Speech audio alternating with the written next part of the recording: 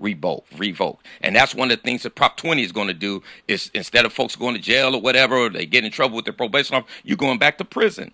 And so the United States has a shameful history of criminalizing and dehumanizing Black Americans and San Diego, and it is or I should say, California is the epitome of that. And you bring it down to San Diego, same thing. Dr. Shirley Weber said one time that California has the largest prison system in the world, not just in America, but in the world. All right, and you say this is a progressive liberal state, so.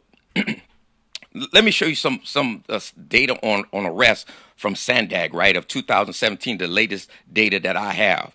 It talks about most recent arrests, right? It said arrests for white adults, 31.2 per 1,000. Arrests for Hispanic adults, 34.2 per 1,000. That's almost the same. We say, Black and Spanish, Black and brown, and things like that. But look at this huge discrepancy. Arrests for Black adults is 122.9 per 1,000. So for whites, 31 per 1,000, Hispanics, 34 per 1,000, and Blacks, almost 123 people per 1,000.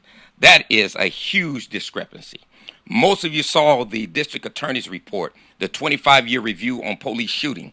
Blacks are 7 times more likely to be shot by law enforcement in San Diego County than whites per 1,000 people.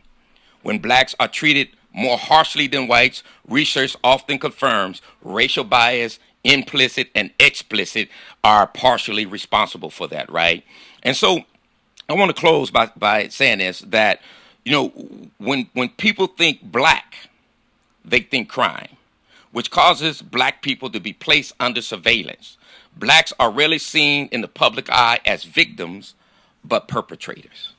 And so when we talk about defunding the police, when I really started hearing that term this year, and paying attention to it was this year, but it has a history behind it as far as defunding the police. But it gained momentum this year. A lot of people's talking about it, defund the police. And those that for abolition, I've always heard of abolitionists, right, talking about abolish the police system. And I'm all for that if we can come up with a new way to something to replace it that will keep the community still safe, right?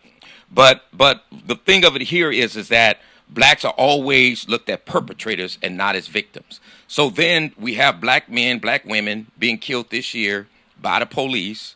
And when they saw that George Floyd thing and that 9 minutes of this guy killing him, right on TV or on the video. And so one of the things people started saying is defund the police, man, take their money, reallocate it, and so on, and put it, take that money and use it in the community. We got a homeless problem. We got drug problem. We got mental health issue problem. We got housing problems. We got education problems. We got employment problems. We got all kind of issues, and we can take that money and use it, right? And one of the key things that they were using to fight or to push defund the police is, quote unquote, Black Lives Matter, right? Black Lives Matter. The politicians, they were holding these signs, Black Lives Matter, right? Black Lives Matter, defund the police. Black Lives Matter, defund the police. But guess what happened? When they talked about where those resources going to be reallocated to, it sure wasn't to black people, right? And whenever a policy is passed that's supposed to benefit or be for black people, every other race benefit from that policy or law than black people do. Even when you look at the economic and the racial wealth gap, black people are on the bottom.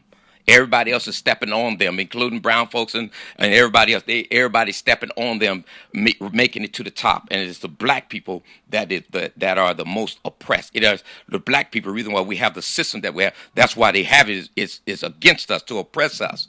And so when you want to talk about defunding, and then when the money is going to be reallocated, it goes to everybody, I'm against that. So I'm saying forget a defund the police if that's what you're going to do. If you're going to send it, no. You could do just like they did with the bill with Dr. Shirley Weber's bill, Assembly Member Shirley Weber's bill on reparations. They're going to do a study and all of that. They could have done the same thing right here, right? right here in San Diego County or San Diego City, they could have said, yeah, we're going to defund the police and we're going to do a study to see how black people have been impacted on this through the policing, which is a part of that system. It's not the same system, but it's a part of that slavery system, right? Because you have slave patrols, which in the South it was used as a police system, but it changed as when slavery ended. You had police in the North, police in the South, which they got that concept from London, England, I should say, or Europe. But it has its links and some roots there, right? Because in the South, that's what they were doing. That's what they were using them for.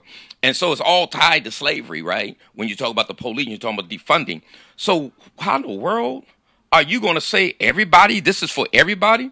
And nobody, I didn't hear nobody say, well, no, we got to this money got to go to black people.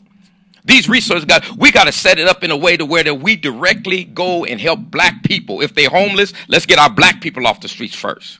If they don't have a job, let's get our black people a job first, right? If they need housing or education, let's get our black people a job first. If they need education, let's get our black people the education first. Let's use those resources for that. Right? Yes, is it discriminatory? Yeah, because we've been discriminated ever since we've been in this country, and we need some preference. The racial wealth gap, the oppression, everything that black people go to, you got people have a whole lot of nerve to try to come up against anything when we talk about reparations or what are the resources that should be coming directly to black people. And so, yes, am I talking about a form of reparations? You're mighty right, I am. Because it's old and it's due to us because we are the descendants of slavery, right? We are descendants of slavery. And so that is due to us. We are owed a check, and we owed a check and a whole lot more. And that's what we should be fighting for. So when people talk about defund the police, before they started going down to City Hall and the county talking about defund the police and where the social resources going to be allocated to, it was Black Lives Matter. But then when they talk about the allocation of those resources, it became generic. All lives matter, right? And so, you got to get off that trip.